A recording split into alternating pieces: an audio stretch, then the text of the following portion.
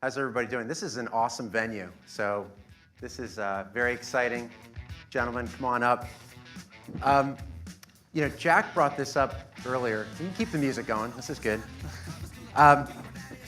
You know, what's interesting is Jack was mentioning earlier before about people not using landlines and everything is moving out the door. So when you're looking at real estate, you know, even folks that are in the price range of $2 to $10 million new homes, they're also expecting everything to go through their handhelds. So they're using their smartphones, their expectation to use the smartphones for everything. The Workspace BYOD environment, this has also changed very, very much as well. And what's interesting about it is, you know, we're in Convene. You know, we're in one of these spaces that are sharing Workspace. And this is the new trend. I've got some pretty interesting data points to support this as well. One of which is 35% of US leasing activity is now driven by co-working, flex space providers. The cost per square foot per employee is declining, and now new requirements for more common areas are now trending. The global number of co-working spaces is now expected to almost triple from 1.74 to 5.1 million in 2022.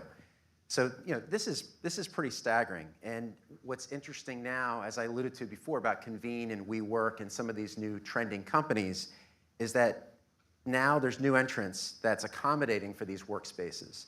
And now wireless connectivity, reliable and having it reliable, is now an expectation. And with these heightened requirements, the carrier now has the increased difficulty with supporting the demands for these new in-building networks. As enterprise owners become more opportunistic to desire and deploy and fund DAS networks, it continues to remain a challenge to participate and obtain the carrier coordination.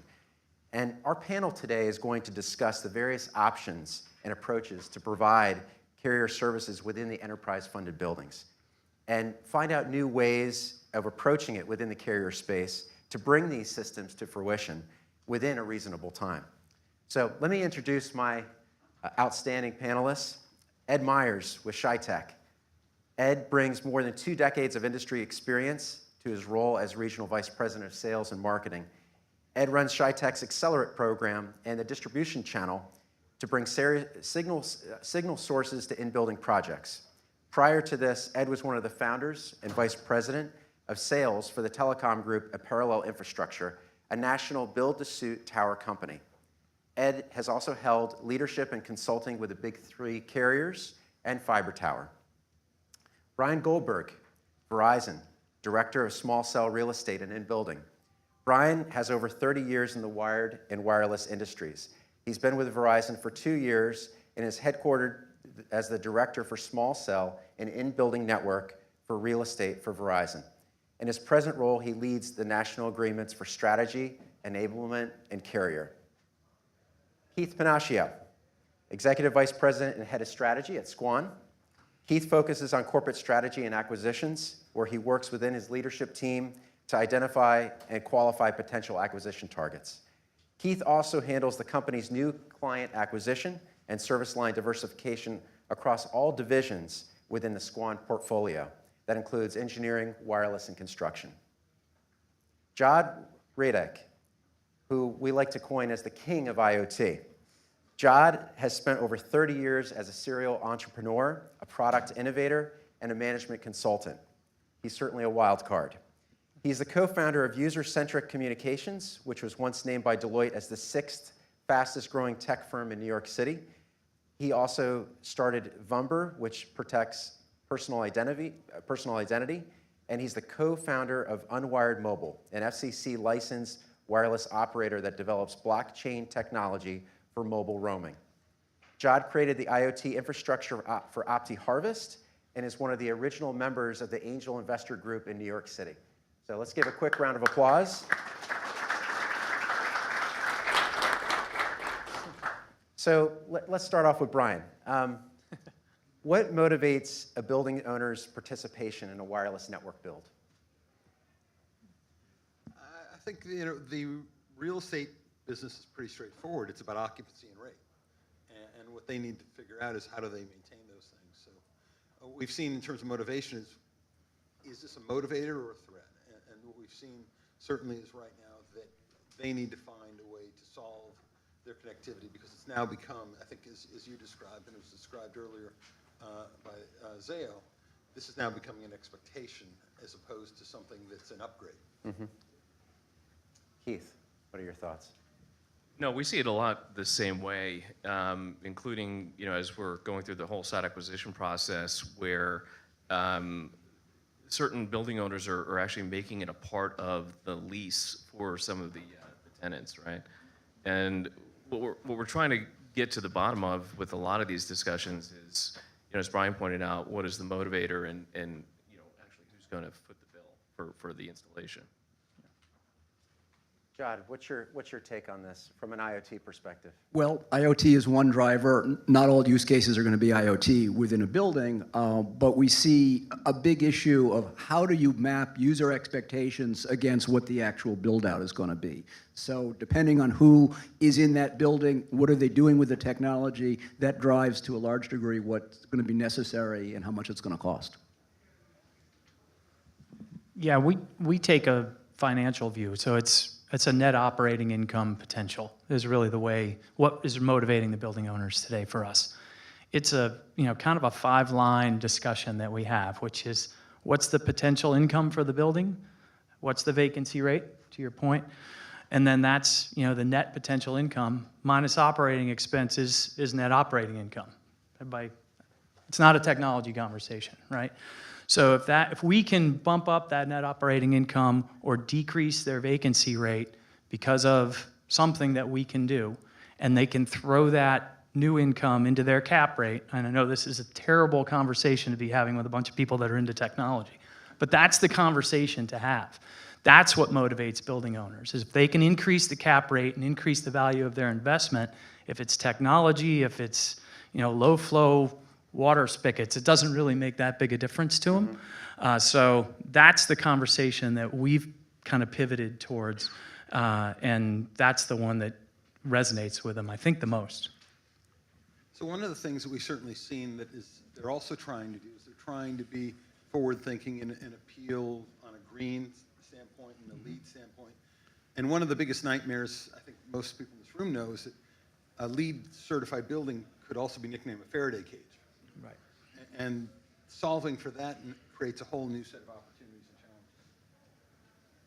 I'd add one other interesting point, too. From the building investment perspective, it's ROI. So if you've got one technology plan that has a certain cost to it and another one that might be 3x that cost, does that additional cost make sense? How is your return? How much risk do you want to take? Because as these technologies become more complicated, you have to think about upgrade plans, and if you're putting a ton of money into stuff, you have to be thinking about stranding it. Okay, so let's dial this in a little bit. So from a wireless perspective, a wireless connectivity perspective in the enterprise space, is this more about the conversation about technology or ROI? Ed, why don't you start?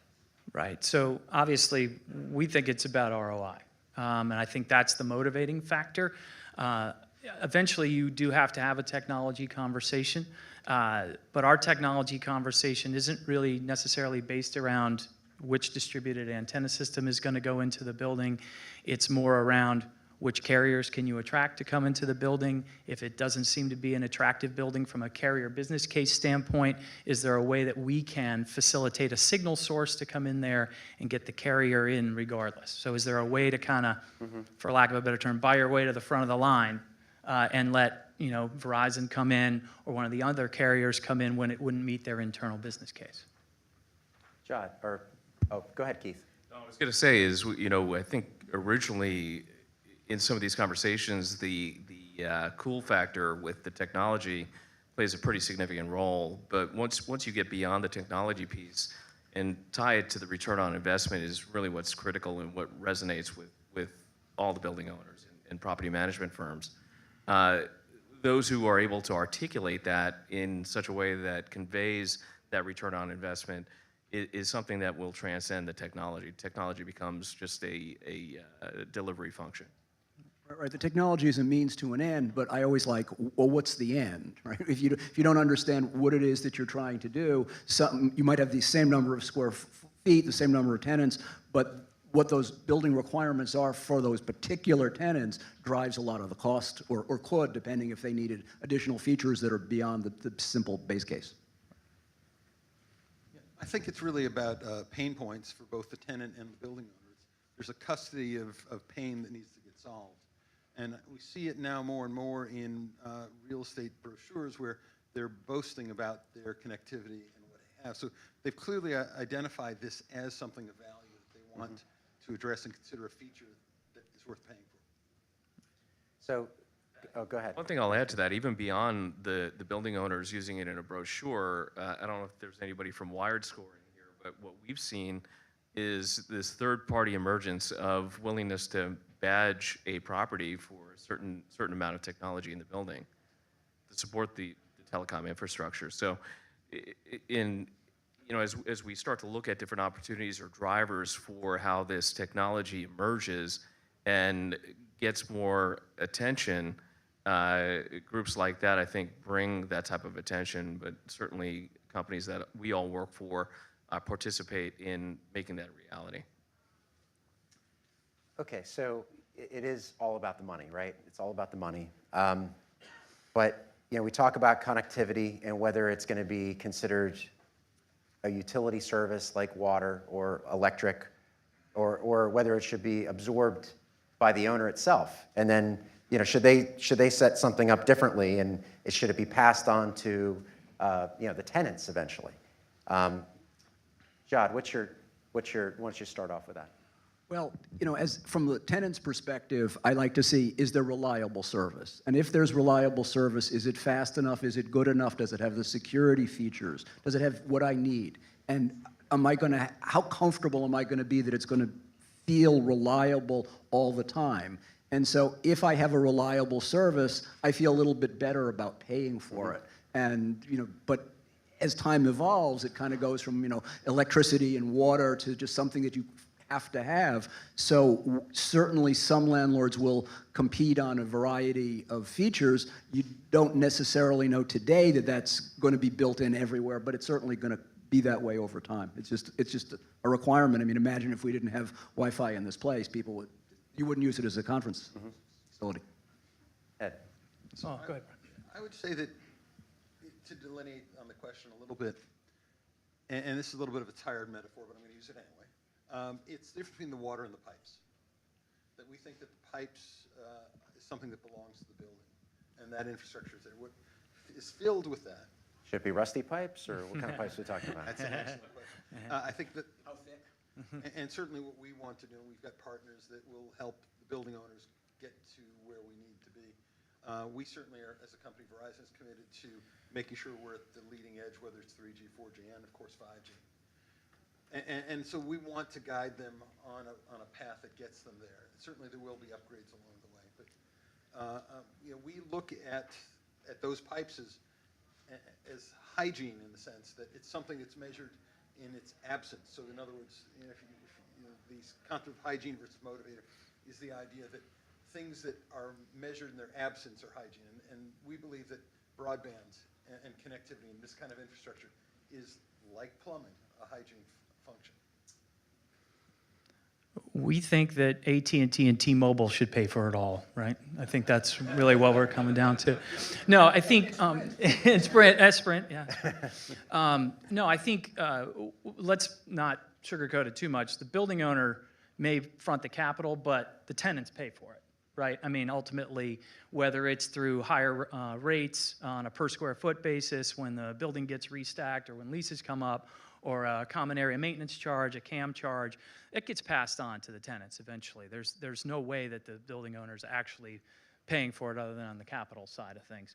And it's just a plain fact that as much as Bryan and Verizon want to cover every 200,000 square foot office building in suburban office parks, they don't have the capital to do it or the time to do it. So it's become kind of our industry's responsibility to cover that, educate the building owner on the finances associated with it, and sell them on the fact that you're in a small building, you want to decrease your vacancy rate. Let's standardize on some brands here and get Verizon into every single one of your office parks, right? And Bryan's not going to be able to pay for that. The other carriers aren't going to be able to pay for that, but that doesn't make the demand go away. Right. So ultimately, it is getting forced down to the building owner or to the enterprise level. And that conversation is complicated, right? Because beyond Verizon, as we're joking around about T-Mobile, Sprint, and AT&T, the conversations that we get into, in particular as SQUAN, because we're really neutral in the equation. We work for anybody who is looking to fund a project, pretty much, as long as they meet certain criteria. But what we find is that in that neutral position, a lot of times we're able to convey the story in a very neutral sense to the property owners or to the property management firms. And I think as time evolves, what we'll continue to see is that there will be different parties throughout that cycle of uptake for these networks that you'll get greater participation from multiple entities. And it includes companies like NEDAS, Verizon, obviously, and the OEMs as well, and some of the fiber players. I'd add one other kind of psychological component. As a tenant, do I want to see this charge separately, where I can kind of understand it and negotiate and play with it, or do I want to see this built into the lease on a square foot basis or common thing? So if I see it as a separate line item, I'm going to be interested in, well, what are the SLAs? What are all of the kind of, not technical things, but how does this technology impact my life as a tenant? So, and are carriers, actually fungible? Is AT&T the same as Verizon? What Verizon features are going to be interesting to me, and I'm willing to pay more or less for them? And so network reliability and multi-carrier are all things that, as a sophisticated tenant, I want to know about, because it might actually make a difference between which building I go into. Right, more or less. But if you're looking at it as well, one of the challenges is who's setting that expectation. So is the expectation set by those that are going to be moving in to the building? Is it the building owner itself that's setting the precedent to be able to create differentiation and show a competitive advantage over the competition? Or what's that going to look like? Well, I would start with who is the tenant. So if you've got here we are kind of in the old garment center area, the technologies for garment center enterprises may be very different than if you are running a VR firm that needs sub-millisecond response. So the sophistication and the needs of the tenant should drive it. If they're interested in that technology because it's core to their business, it's very different than if it's simply a useful function. I would just say that by the time the tenant shows up, it's too late. I mean, you're negotiating a lease, unless you're taking on the whole building. It's a strategic lease. It's too late. So a lot of what needs to happen is really proactive with the building owner. And a lot of the space that's going on that Ed's company is dealing with, which is to act as the intermediary, say to the building owner, Verizon's going to be in this building if you're willing to fund it. And there's that need to know. They need to know. These are not trivial expenses, even for a large REIT. And they need to know that we're going to join and we're going to bring signal and we're going to light that up. And so there's a need for that safety for the building owner, and I think that's an important role that's being performed now. Forward future thinking, and you bring up a great point on that as well, is the fact that it's almost building upon the future that the tenant doesn't even know what they need until they already have it. Right. So I don't know if everybody knows what our company does, but we can provide the exact same signal source that Bryan would provide if he was coming into a building. So that's Nokia gear, Ericsson gear. We have agreements nationally with Verizon and with a few of the other wireless operators to bring signal in when it's owner-funded DAS plus the actual signal source baseband gear, right? So the expectation is that the value that we're bringing is Bryan. We're bringing Verizon. It doesn't matter what the gear is, because what we're doing is providing Verizon the like ownership operation of that gear, and then they can upgrade it. They can continue to support the end users the way that they want to be supported in that particular venue and in compliance with the building owner requirements. So in that case, I think that the tenants, will drive some of the technology requirements as much as they ever drive it as end users to the wireless operators. So Ed, let's talk about this a little bit. So you create a company, a brand new company that focuses on the need, fulfilling a need to be able to help with the funding and bridging the gap. Maybe you could talk a little bit about what types of funding models are out there besides yours, but what else is out in the space? Right. So we've seen a bunch, and I think there's a couple of folks in the audience today that have like kind of started to provide some platforms to that effect. So we've seen a couple of different models out there where there's some capital expense associated with the DAS and with the signal source component, and ours is a license agreement, right? That's a 5-year license, and then at year 6, it gets kind of recapitalized. In the case of, there's a company called Macquarie. I think the Macquarie guys are here. They've created a platform that allows, they come in, capitalize the DAS. We can actually include our signal source gear as part of that capitalization as well, and fund it back. And then there's a monthly recurring charge back to the building owner if it's not capitalized as part of an overall purchase. We've actually started to see some of the building management companies, the CBREs, the Jones Lang LaSalle's, those guys are getting into the funding piece as well, because it's a way for them to stay sticky with their management services and help to kind of decrease the overall operating expense of a building. So they stay in on the professional services side as well. So even on the building management side, there seems to be some money available to capitalize these things and then kind of dole it back to the building owner as a monthly recurring. Bryan, what are you seeing out there in the space? What seems to be trending and what seems to be working well? I think this model is still nascent, but we like where it's headed. Again, our need is to take on more in building as we build out, but we also know that we can bring signal to almost anything that is interesting, that people are getting lit up, but we need the help along the way. So whether it's a leased model or it's an outright capital funded model, that's really up to the economics of the building owner, and we lean back on that as long as it's sitting on the other side of the fence. Mm-hmm. Sure. Keith. Yeah, so we see a mix, right? And I think for companies like SQUAN, where we're a design build firm, the more tools we have in the tool bag to offer to our client on the network operator side, in presenting to the building owners or property management firms, it's about creating channels, right? And where we stand in the ecosystem is how do we generate more workflow for our crews and for our design teams? So for us, as we look at these opportunities and we work with companies like Verizon, with Bryan and his team on certain projects, we take that information and we marry that up with initiatives that, as company CHEYTEC are involved in on a daily basis, and we use those in our discussion.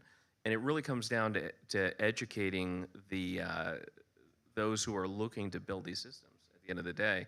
And the more information you have and the better armed you are for these conversations are really what cross that threshold into somebody purchasing or deciding that they're going to spend the money. Jodd. From the tenant's perspective, I just don't want to pay, right? I know I'm paying, but I just don't want to see it in a way that is going to impact me. But my needs are pretty simple. I'm not going to change I'm not likely to change which building because it's a few cents per square foot cheaper because of the technology, but I am likely to change which building because the technology works better for my use case.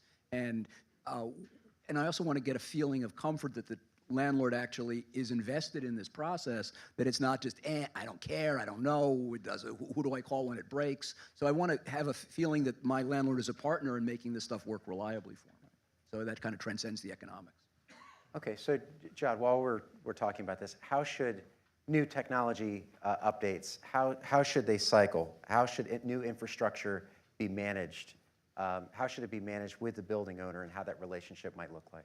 Well, it's a complex ecosystem. In some senses, it starts with the carrier because you've got to get the basic raw signal in there, and you have to look at who is paying for each massive evolution. So as you go from 3G to 4G to 5G, there are these near $1 trillion industry costs that have to be absorbed by somebody, and in a sense, it's ultimately the tenant that's going to pay for this stuff. So how far in advance do you want to go to have the possibility of features 3 or 4 years from now? So if, if I'm in a building where I'm going to be doing drone design, I care very much about the technology, and I'm willing to pay dearly to have that feature. But if it's just a basic thing that I'm using to run my business on a day-to-day basis, I don't care about the technology. So it depends on where in that spectrum I sit in terms of what my needs are. Brian. So from our standpoint, we certainly have made a point at Verizon to be very forward-thinking and pushing each generation out quickly with things that are pre-standard just to get things going. What's interesting right now with the move more towards an SDN world is that we see that some of the big trillion-dollar forklifts are going to start to wane a little bit, that we'll be in a position where we can do more upgrades without having to do quite that level. I don't pretend to say that we've got it all figured out, but that roadmap seems pretty well spelled out how it's going to work over time. And we think that the right investment in infrastructure, and sets a very fiber-rich approach, will lead towards a more future-proof building, and that's certainly the direction we're encouraging our partners to go in. Thanks. We're just glad that carriers are allowing us to buy their basebands for them now. That's a step forward as far as we're concerned from an industry standpoint. But I think back to the financing piece, there are different platforms available where they actually build upgrades and upgrade costs and upgrade timing into the overall capital package. So depending on kind of where they think, and I was actually thinking about Jack Waters' slide about the 30-year bandwidth consumption piece. You don't really know what those upgrades are going to cost, but they're at least kind of putting some provisions in the capital budget for some of the financing packages and the different platforms to try and address that up front. Agreed. Keith. Yeah, and there are plenty of gaps out there too. I mean, there are systems that have been deployed over the last 10, 15 years that have gone underserved from a maintenance and upgrade perspective. So, where we find ourselves in the ecosystem, there are a lot of conversations that occur with our traditional projects where those gaps are bridged through our interaction with those building owners. So we'll find ourselves in a position where somebody will say, okay, well, I have this singular DAS in a hospital that really nobody's maintained over the last 3 to 5 years, and by the time you connect the dots, it could be another year, and all of a sudden somebody's taking interest, and then you have third parties that are coming in saying, well, listen, if they're not ready to upgrade or come in and maintain it the way they had originally committed, how can you help us get there? And that's where we serve as that interface in a lot of cases. So again, as a neutral party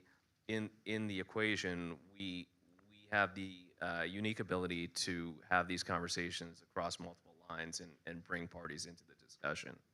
But our goal is always to go to the point of origin and try to recreate what was originally committed to. And I want to add one other point too. In this environment, people are starting to become actually aware of security as a real issue. It used to be it was very far away in the back recesses of your mind, but when you think about the data leaks and all of the implications when security goes bad and privacy violations, people are starting to be willing to pay for robust security.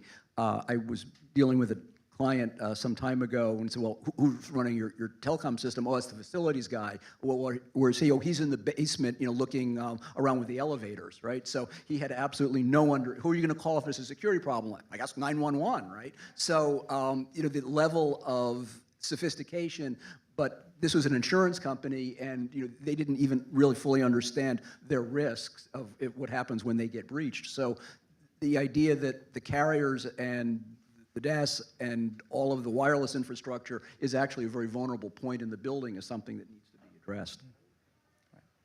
Okay, so I've got a final question here to go around the group. We'll start off with Keith. And there isn't necessarily a right answer, but there might be perhaps maybe a best practice. How would you ensure multi-signal source participation? So again, using where we sit in the ecosystem, we work with all the major network operators, right? And we work with a lot of the MSOs and ISPs. So from our perspective, it's aligning ourselves with each one of those network operators to try to create a bridge for those parties to join. Now, we see certain applications that demand that more than others. Hospitals, by example, Children's Hospital in Atlanta is very insistent upon having multiple signal sources in the building for obvious reasons, and they'll tell you that this is less about technology and more about having access to the network when their child is in surgery or a family member's in surgery or a friend. So it's really creating that story and that connection and trying to leverage those relationships to bring those parties in. And that's again where it's important to socialize some of these projects with the other network operators and look for that participation. So, when Ed is talking to his folks, he obviously has a unique position in the marketplace, but my conversations will transcend, where projects that CHEYTEC may not be involved in, talking with Bryan and saying, hey, listen, we have this opportunity over here. How do we get you involved, right? And that's really where it comes in. We're that bridge, and it's socializing the issue and trying to build coalition. Right. So my question is, who's screaming for it? If people want multiple carriers, there'll be multiple carriers. If no one's really asking for it at a high enough level and saying this is really important for me, then people are going to do the cheapest thing that they can possibly get away with. So it's a question of, where is the demand? Well, first off, I can only speak for what we're going to do. So let's start with that. But that said, I also have responsibility within Verizon for our inbound neutral host business. So that piece of it is ours, and we try to reduce barriers. And our landlords that we have direct relationships with all want multiple carriers. And we can certainly reduce friction to make that happen, but guaranteeing that happens, the word ensure, if somebody says they can ensure they can get all the carriers, they either have those commitments day one, or there's a little bit of hope in there. Right. So we're really hopeful most of the time. No.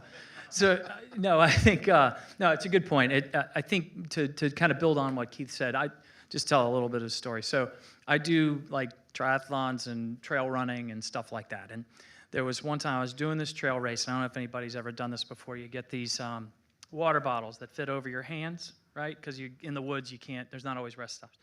So I'm running, it's like mile 15, and I'm running down a hill. I'm completely by myself, even though it seems like there's 5,000 people in this race. And running down a hill, and I fell, right? And then literally 5 steps later, I fell again. And this time I fell on my hands and squirted the water bottle in my face as I fell on my hands. And I stood in the middle of the woods, and I just yelled, get it together.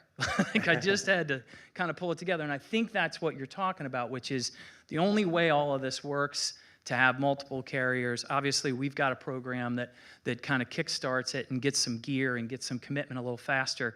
But the only way to do it is to socialize it in the market, get the right design, get the right signal source, hit on the right RF guy in market that tells you, yeah, we don't really do untrusted backhaul in this market. We're going to have to order it directly from our network group and set the expectation correctly within the customer organization. So you really do have to kind of weave your way through the organization and kind of get it together. Luckily, Verizon in particular is now coming from kind of a top-down approach to say, look, we want to cover as many buildings as we can, work with these guys and ensure that they're getting what they need from a design, support, and contractual perspective, which has been great. Excellent, excellent. I'm going to open this up. If there's any questions from the audience. I think, Mr. Goldberg, you were saying,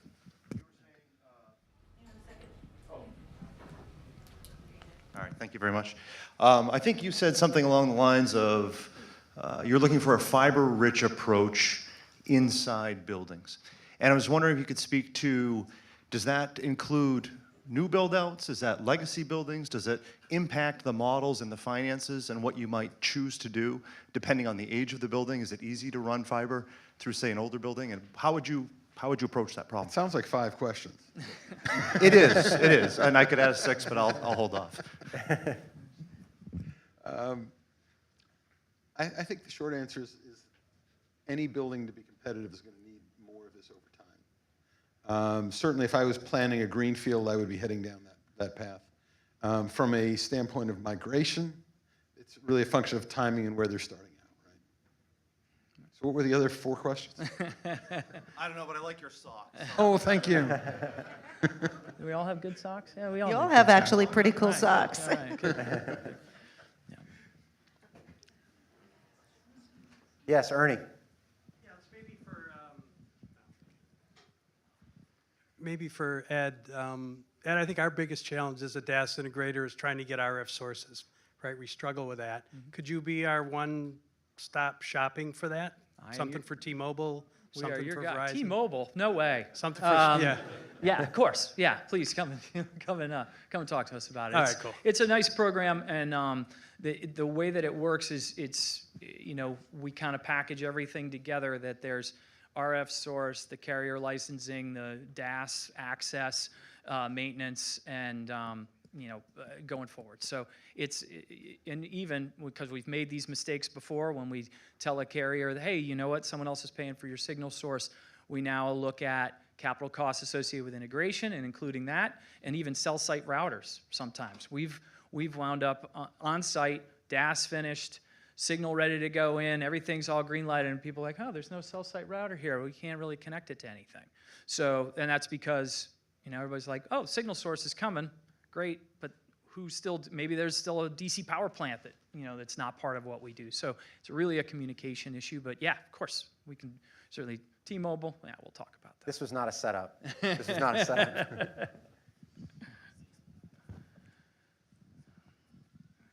Hi, Gabe Adams with RFS. I got a question for you in regards to BYOD. We got a lot of enterprise out there that are looking to, they're maybe even willing to invest in some of the infrastructure, but maybe they want the carriers to meet them halfway.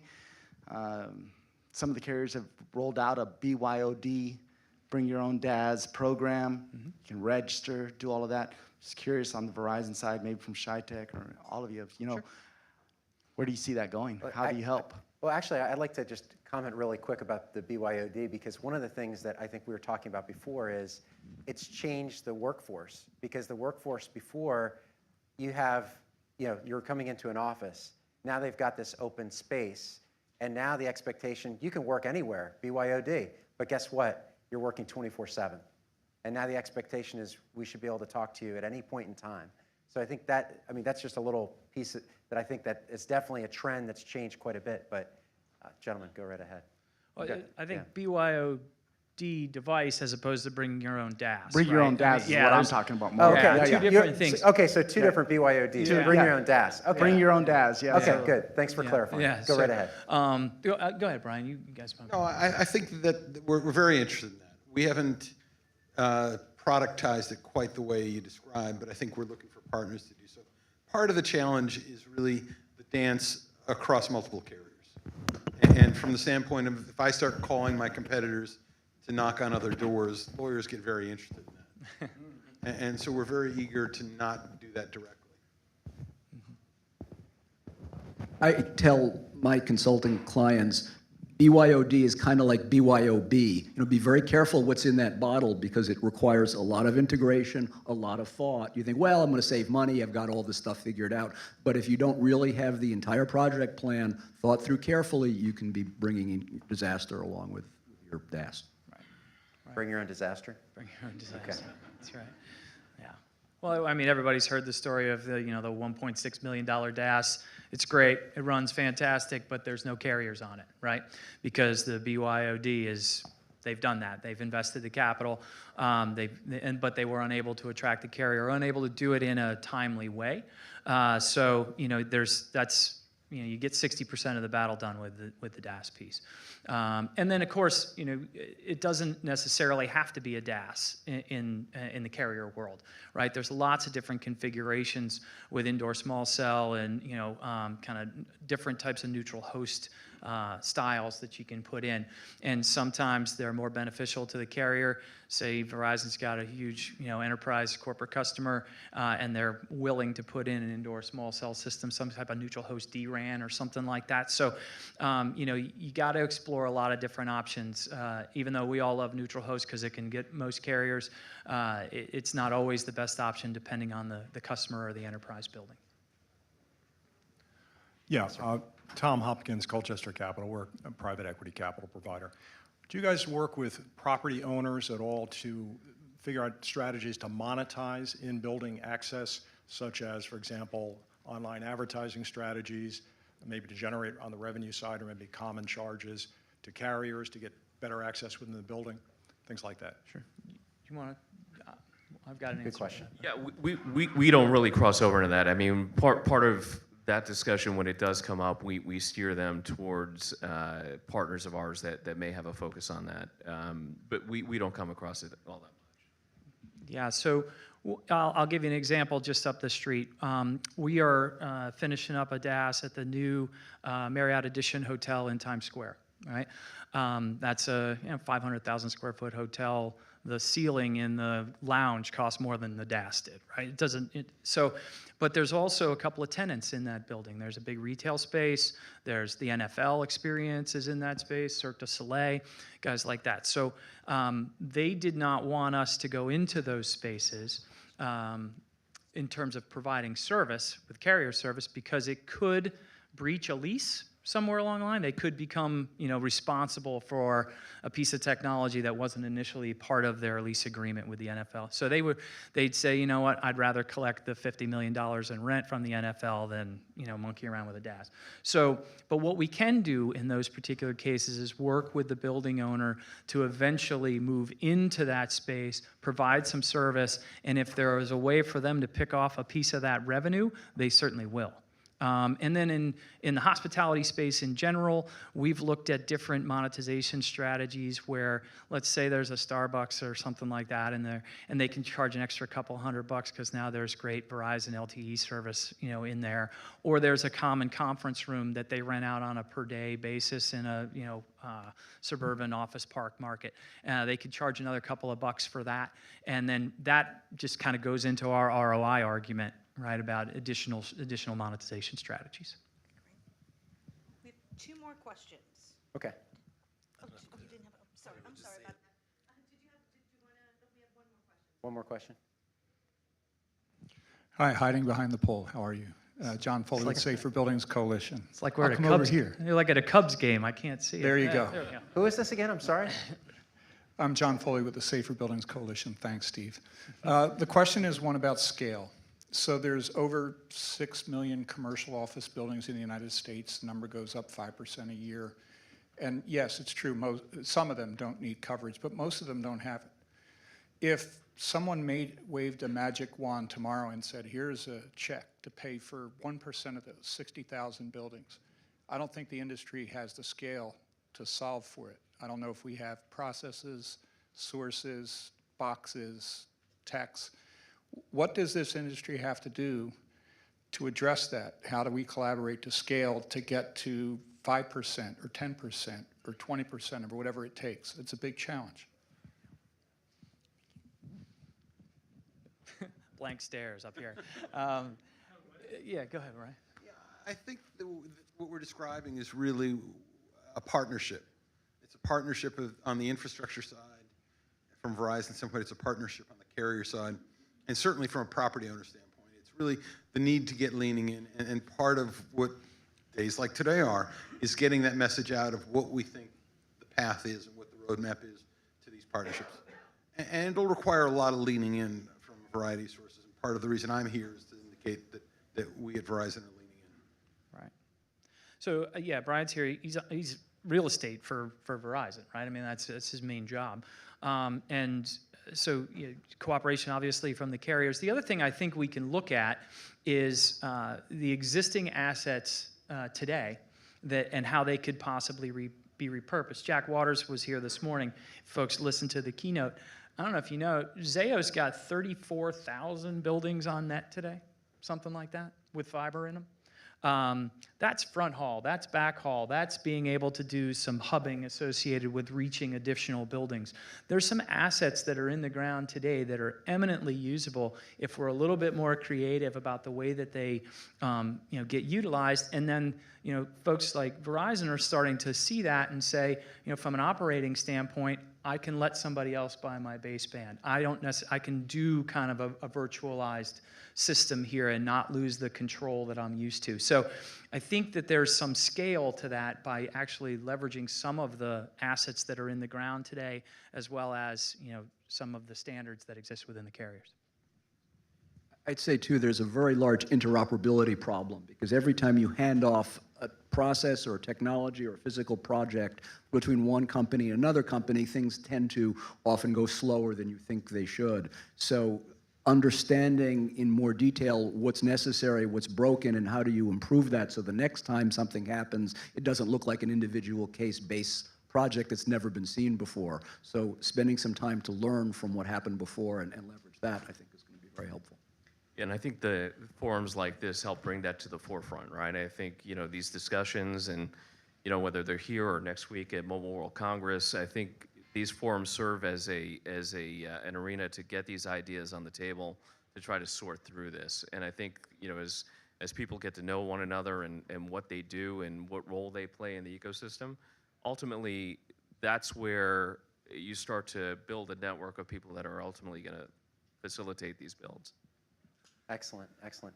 I'd like to thank the audience for the great questions. Appreciate that. We'd like to thank our panelists. Thank you very much. Feel free to stop over afterwards and we can continue the conversation. So thank you. Thanks. I love the colorful clothes you wear.